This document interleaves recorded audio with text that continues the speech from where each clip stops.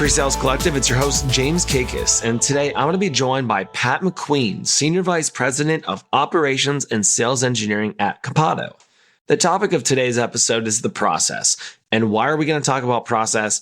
Well, Pat's got an amazing viewpoint as he has worked across a go-to-market organization and was also part of hypergrowth at both Salesforce.com and Salesforce.org. And so Pat understands the importance of process and how you implement process and playbooks to allow for hypergrowth.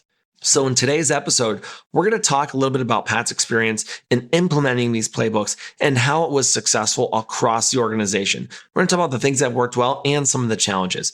Pat has so much experience, and it's so great to pick his brain in terms of what has worked for him. I have no doubt you're going to enjoy today's episode.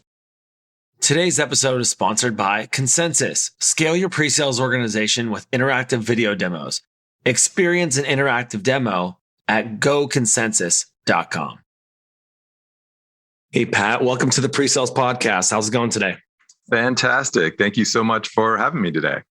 I am thrilled to have you on the podcast, Pat. It's been great. You know, as a former Salesforce employee, I feel like the name of Pat McQueen is a very historic name. And so you've done a lot for pre-sales and the pre-sales profession. So I'm really honored to have you today. Well, it's outstanding to be here. And I had an amazing journey at Salesforce. It was so great to be there. And the best part about my time at Salesforce was really the great people I got to work with. And so having folks like Stephanie Kinzer and many others that had a huge impact on my career, and working with them was outstanding. So love to talk about that. Yeah, that's fantastic, Pat. I'm looking forward to getting into that. But I wanted to actually ask a personal question. So before we got started recording, we were talking that you've been in Detroit area for your entire career, and you've been a remote employee for most of your professional career. Is that correct? Yeah, that is absolutely true. You know, it's really interesting. I worked in an office at my first job out of college for about 4 years. And after that, you know, once in a while we had an office at Netscape. We had an office for about a year, but literally since just a couple years out of college, I've been a remote employee. So when I say a remote employee, I've been primarily a work from home employee since then. And I know it sounds like I'm crazy old, but internet access was an ISDN line in my first pre-sales job at Verity that I was a really remote employee. I'll never forget. We used to ship demos out on DVDs and CDs when I was at Epiphany because you couldn't download, you know, that much data. Oh my God, that was hundreds of megabytes. You couldn't download that over an internet connection. So yeah, I've been a remote employee for pretty much forever. And for you, this pandemic has been a little bit of silver lining because you have been remote in executive conversations your entire career. And so it kind of felt like everyone realized what it was like to be in that remote room at all times. Is that correct? Oh yeah. And it's being on a leadership team where you're the one picture on a monitor on the wall and everybody else is sitting around a table and having a conversation. It's hard. And so there is a silver lining in the pandemic is that everyone had to go remote. And so as a remote employee, it leveled the playing field for us because it wasn't you, just the one person remote. Everyone was remote. And it really has changed the way I've had the opportunity to interact with the rest of the leadership team because it's not everybody else around the table and you're the person at the other end of the speaker line. We're all remote. And I appreciate you sharing that. I mean, there has to be a level of empathy that has changed for everybody in this new remote world. Absolutely. And I think the remote world is now kind of a norm, right? I think we see it a lot in tech where certainly as pre-sales folks, we always were close to the customers. We always were remote, but we're seeing it across all disciplines and organizations. And I think it's now one where it won't just be, oh, the handful of pre-sales people are remote or a handful of salespeople are remote. It'll be the organization. And I think that's one of the things we're doing at Copado, which is really building a full-on remote organization. We don't plan on having an office. Maybe we'll have some shared space, but we're not going to have an office anytime soon, even when everybody goes back. That's incredible, right? I think the companies that will come out of 2020, 2021 in virtual only setting, it shows that it can be done. I mean, 5 years ago, if you told someone that you could build a massive organization remote only, I don't think they would believe you. I don't think so either. people were doing it, but they were kind of looked at as, oh, strange, right? Hey, they're living in an RV and trying to be remote, and that's weird, right? But I think we've reached a place where organizations are realizing that remote really is a way. And as an organization, we really don't have to physically be together. I think we all want to get together. I think it'll be really important to have events where we do all meet each other. I changed jobs. I think you did as well during the pandemic, right? And I work with a bunch of people I've never, ever met face to face. I see them on video, but never, ever met them. It's unbelievable, isn't it? It is. It's exciting. It's exciting to see that sort of a change. It's, for me at least, opened up a lot of new doors, right? Because it certainly helps us work globally even better and get to meet people that frankly would be really hard. I loved my trips to Australia, but oh my, it's a long flight from Detroit. And so being able to do a video is a way easier way. Absolutely. Well, Pat, I appreciate you sharing that. I'm excited to get into today's episode. But before we do that, I need to ask, tell us about your pre-sales journey. You know, it's funny, like many people I hear on the podcast, my pre-sales journey wasn't exactly a straight line. I found myself as effectively stumbling into pre-sales. I worked at EDS out of college. I did the whole Ross Perot thing, right? Red tie, blue suit, white shirt, had my suit every day. It was great. I actually worked for EDS for about 4 years, kind of because I had to. I signed a promissory note that said I had to pay back for my education if I did that. And that was part of the gig at EDS back then. And I saw this cool product and the sales team came in and did a demo. And I'm like, wow, that's a job I like. And so I saw this pre-sales job. I didn't know how to get there. And so the folks that came in were from Sybase. So I walked right over to the Sybase office and showed up with my resume in hand and met the receptionist. And they looked at me and they said, all right. And they tried to go get the head of pre-sales. The guy wasn't available, Bob Shoemaker at the time. And so they introduced me to the head of consulting who said, you know, you're not going to get hired as a pre-sales guy. You got to learn a little bit more before you do that. And so I got hired on as a consultant at Sybase. And that really was a big first step into my pre-sales career, was starting at Sybase as a consultant. Wow, that's incredible. What happened after that first opportunity at Sybase? How did you make that transition? I was a consultant in database performance and tuning. You know, you get up, go into the office Monday morning, and they'd say, fly there to go solve a problem. And it was not exactly the rockstar life of flying everywhere. You were in coach and not knowing where you were going every week was tough. I've got some amazing stories about that. I learned so much at that. One day they said, hey, our instructor for the performance and tuning course, we want to teach this database performance and tuning course is sick. Can you go teach a course in Chicago? All right, I'm on a plane. I've never even attended this course, right? Never seen the course. And so literally every night I go read the next day's material to try to figure out what I was supposed to teach the next day. And then the next day I'd teach it. And then all night I'd sit there and read, try to learn what I can to be able to teach it. I really did want to get back to the pre-sales role. And I spent quite a while in that consultant role and enjoyed it. But I also, the pre-sales team at Sybase was kind enough to, let me sit in on their meetings. And when I was a consultant, didn't have a project, when I was on the bench, they let me go on a couple of sales calls. And so I got to meet the sales team. A gentleman who to this day is still a good friend of mine, John Nantaw, decided to leave Sybase and he went to a small company by the name of Verity. And he said, I need an SE. Would you like to be an SE? And I said, hell yeah, I've tried to be an SE for years. Sign me up. And so John and I went to had a partnership where he was the rep, I was the SE, and we went to Verity. Had a great run there. And that really started the whole pre-sales. It was really asking. There was certainly, I'd love to say it was skill, but it really was a lot of luck. I was in the right place at the right time and had people, the receptionist who could have said, yeah, I'll take your resume, go away, but didn't. The receptionist took a couple of minutes to help me out and found the head of consulting who gave me a shot, and John, who decided to leave and said, hey, I need someone to come with me. Would you be interested? And so those somewhat happenstance, somewhat random, some maybe a little persistence too. That's a great story. And I appreciate you talking about that. So I'm excited to get into today's topic, which we are calling the process.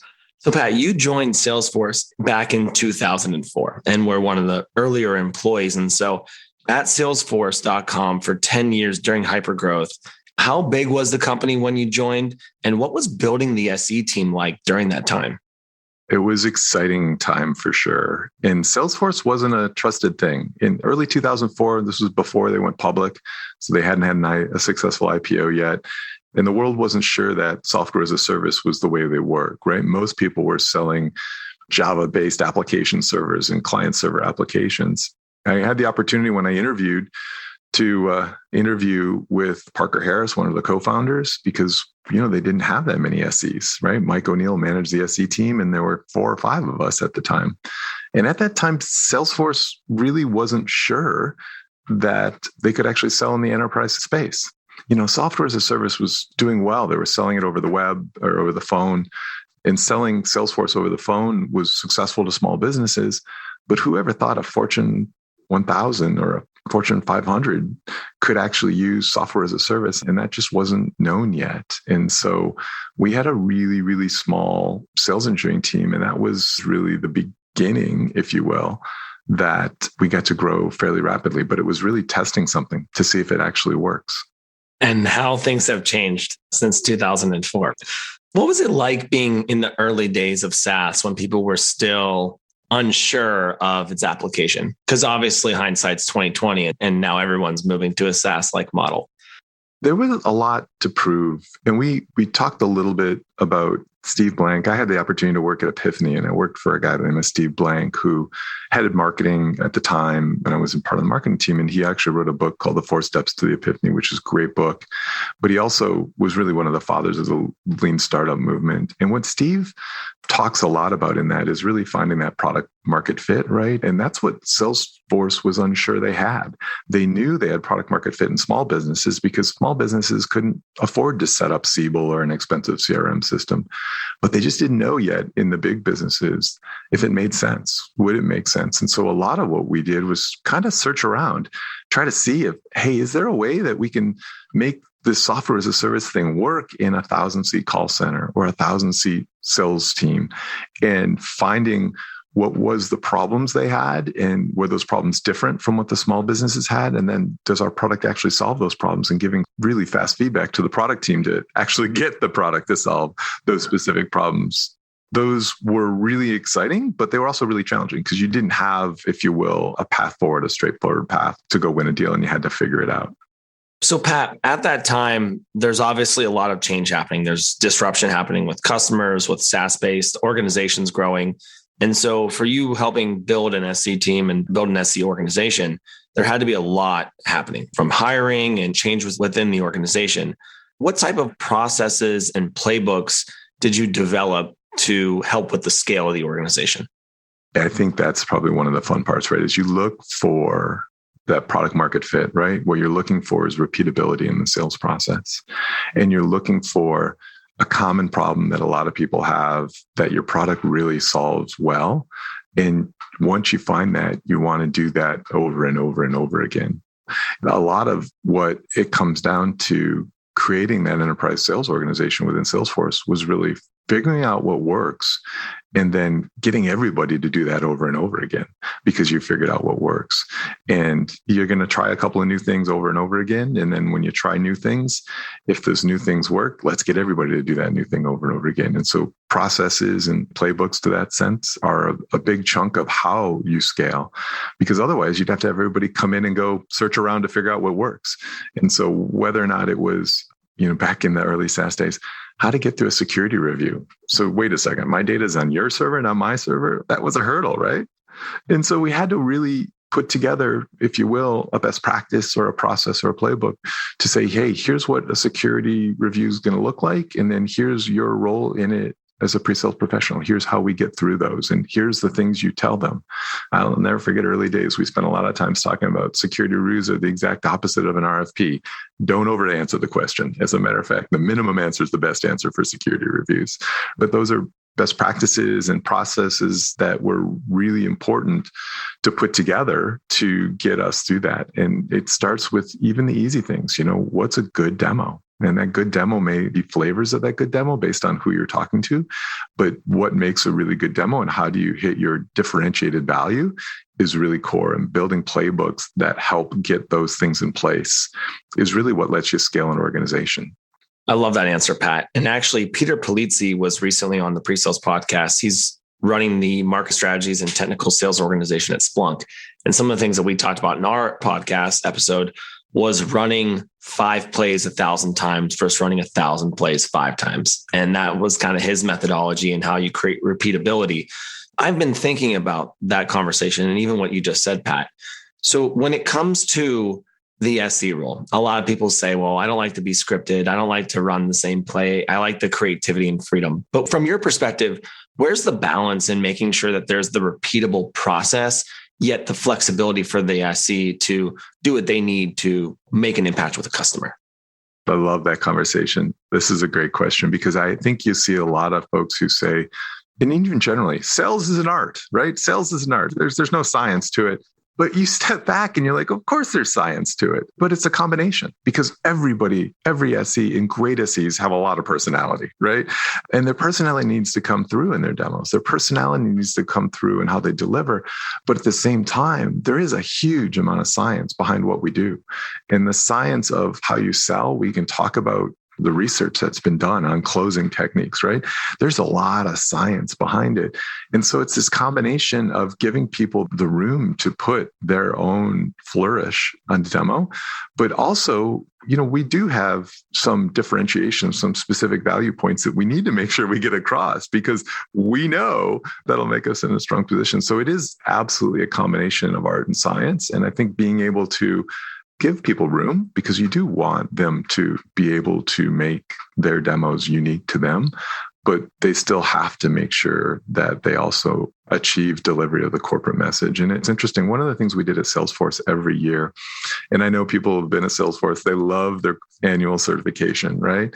And it's a scripted deck that, hey, here, deliver the script. And I think one of the things that as a manager, you review everybody in your team and it would go all the way up and down the organization. Everybody at Salesforce had to promise the message. But I think one of the things that some folks got wrong is that you weren't supposed to memorize the script word for word. This isn't like reciting a play, right? This was really more about, do you get the message? And the great SEs, they don't need the word for word. Who cares about the word for word? It's not the right words you use. It's, can you put that message into your own language? And that was something that I think at Salesforce, as they got bigger, they got everybody on message, but I think they always struggled to make sure that it wasn't, no, don't memorize the script. Make sure you deliver for the message, but in your language, in your vernacular, right? With your own artistry, if you will. I love that response, Pat. And I like the combination of art and science. I think that's a really well articulated input. I agree. I'm one of those people who don't believe in scripts. I believe in outlines to allow people to be able to do what they need to do. So that makes me want to ask you a specific question about the challenges. When we're talking about being able to put a framework in place. So what type of challenges did you face when you were trying to put these playbooks and this process across the organization, especially as things are growing in hyperspeed? Yeah. So, and maybe it's the approach we took, but generally people were excited about some best practices and embracing the concept of having playbooks.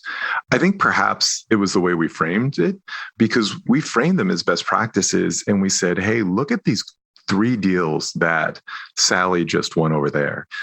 She's been great. She's done this over and over. She's winning all these deals. Do you want to win deals like Sally? Here's how she did it, right? And that sort of not just please do the playbook because I'm telling you to do the playbook, but hey, we want to help you be successful. We want to help you win deals. And we're going to demonstrate the way to be a rock star here is to follow the playbook. And if you follow this playbook, you too can be as great as Sally. I like that example. So Pat, what are some other ways that you helped create a culture of high performance? When I step back and think about performance and you think about creating a culture of performance, a lot of people default to compensation. And compensation is important. And I don't want to say, hey, don't pay people, right? You have to pay people. And yeah, you have to pay people well. But one of our strategies at Salesforce was not to be the number one place for an SE to make money. And when we interviewed SEs, I said, you can make more money if you go over to SAP. You certainly can. But it really isn't only about money. And one of the people I quote a lot is a guy by the name of Frederick Heitzberg. He was a psychologist. He wrote a paper back in 1968 called the 2-factor theory.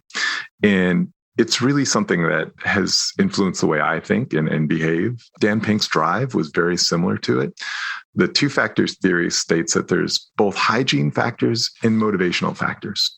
You have to have hygiene factors in place. Those are things like base compensation, safety, job security. If you're hungry, if you don't have those base things, they're going to be detractors from your job satisfaction, from your ability to have a culture of performance. But they're not motivators. they're not going to make you go over and above. They're not going to make you really exceed. And so to create that culture of high performance, you also need to have the other side of it, right? You need to have those motivational factors. And those motivational factors are things like recognition, celebrating people's success, giving them the freedom to make decisions, right? Giving them what Dan Pink called autonomy, mastery, and purpose. And whether it's Heitzberg or Pink, those are really what create that culture of high performance, and enabling an SE to say, here's the problem, here's some best practices, go solve it, and I trust you, is really motivating. It gives them that ownership, real deep ownership of solving and winning that deal, right? It also gives them the celebration afterwards where you say, you crushed it, right? And I think that's one of the things that a lot of leaders forget, that as leaders, it's actually not about you. It's about your team. And you really have to celebrate your team because frankly, that's what's motivated them. And I think about all the amazing SEs that were at Salesforce that were the reason we were successful because they won the amazing deals. Pat, that has me thinking in so many different ways. So I really like that response. And you talked about compensation not being the only factor, because I think that there's a lot of companies who rely on, you're going to make the most money here. In the last year, what I've learned the most going from a full-time role to Presales Collective is that it's not always about the money. There's all kind of other things that happen around what people value in life. And when I think about what Salesforce has done really well is creating a culture of values and ensuring those values go from the top and trickle down in terms of how they hire. So from that perspective, were there things that you and the other leaders decided were absolutely important and you were going to find in the interview process to make sure that you had the right people as you grew and you scaled?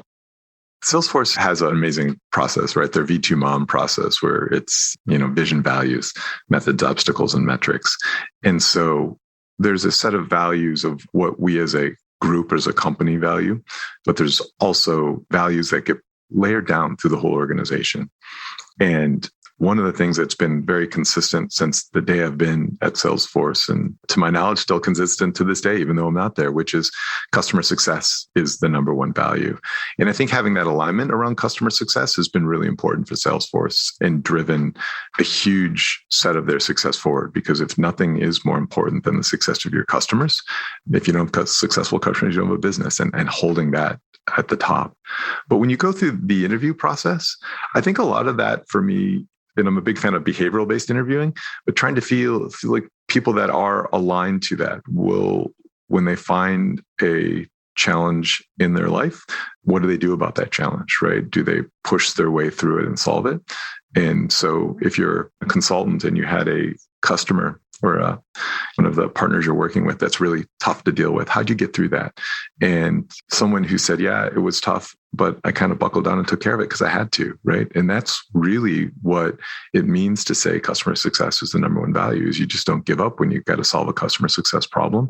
And so I think that value alignment is something that you don't look for someone who shares your values, right? But you look for someone who necessarily will get through and has strong alignment to solving the core problems, which when going over and above for those core problems, something like customer success.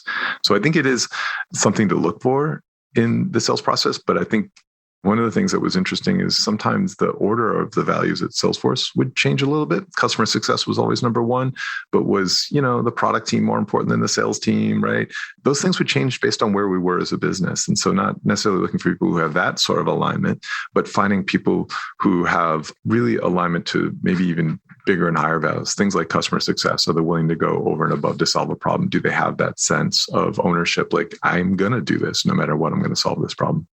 Thanks, Pat. I appreciate you breaking that down for us. I want to slightly shift gears because as we talked about growth and scale, one of the things that I hear all the time is how do we effectively partner with our sales peers? You have some organizations that at the top of their SE organization, they have a very, very strategic alignment with their CRO or EVP of sales. And there are some that are still working through that relationship. And so I'm sure in your journey, you had your fair share of sales managers and sales leaders that you worked with. So what was your relationship like with those leaders? And more importantly, how did you ensure there was strong alignment between you and them as you executed in the sales cycle? There's ups and downs for sure. That's so true. I'm lucky. I mentioned John Danta early on. He was a rep I worked with. We worked together at, 4 companies over 20 years. We're still really good friends to this day. Dan Del Deegan was one of the sales managers I worked with early on. He's still someone I communicate with, and he helps out on a regular basis. So there's long relationships that I've built with the sales managers that I've partnered with. Some are shorter than others, then some are longer than others.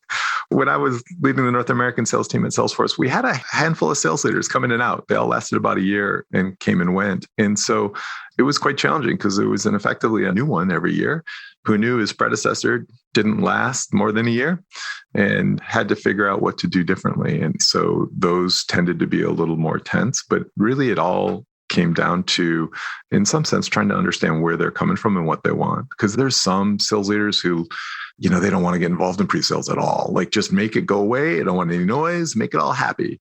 And there's others that go into really great detail and they're way more operational. And they're like, well, tell me more about why you're deciding to promote these people. And so you have a real deep understanding to say, okay, what do they want and what are they trying to get and how are they doing it? Because they all, in some sense, if you have a new leader of the sales organization, they got brought in because the old person either got promoted or didn't work out. And so what are they trying to accomplish, right? Are they trying to fix a problem? Are they trying to change the way the team works? And really understanding what they're trying to do and what they want from you is important because it's really radically different from leader to leader. So if you were essentially a point of continuity within the pre-sales org and there was new salespeople coming in all the time, you're building process and playbook in place to scale your organization. How did you effectively have those conversations with these new sales leaders to say, this is how we do things, without them necessarily saying, well, we need to redo this? It was quite interesting. One of the things that Mark Benioff had a tendency to do was to just go hire from outside, like way outside sales leaders. We had a gentleman who was a magazine publisher who got hired into a sales leadership job or led an enterprise software sales team. And so some of that was making sure they were surrounded with a handful of people to support them, right? Whether it was sales operations, sales enablement, the other global sales leaders. So it was really kind of a team around them and not operating alone. And actually, that's one of the areas that as a pre-sales leader, when I talk to other pre-sales leaders, I ask questions like, how often have you presented to the CEO and the CEO's directs? And you might work for the VP of sales, but you still need the VP of sales' peers all to understand. And whoever is the CEO, what she needs to know what you're doing as well. And so that sort of getting aligned broadly within the organization and making sure that you're not a sole voice or a lone voice out there is really important. And so in some sense, making sure that, you're learning the new VP of sales, trying to figure out how they want to work, but you also were aligned with all the peers of the VP of sales and the other people that are going to support them.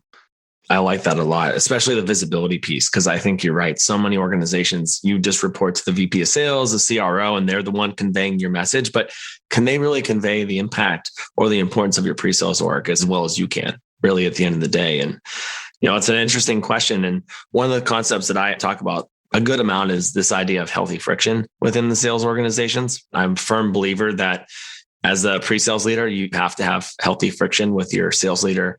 Otherwise, you're going to be viewed a little bit more as a sales support versus a co-pilot. And that's the premise that I have around like this concept of healthy friction that will essentially allow you and your sales peer to be on even playing field as you're approaching deals and approaching the organization together.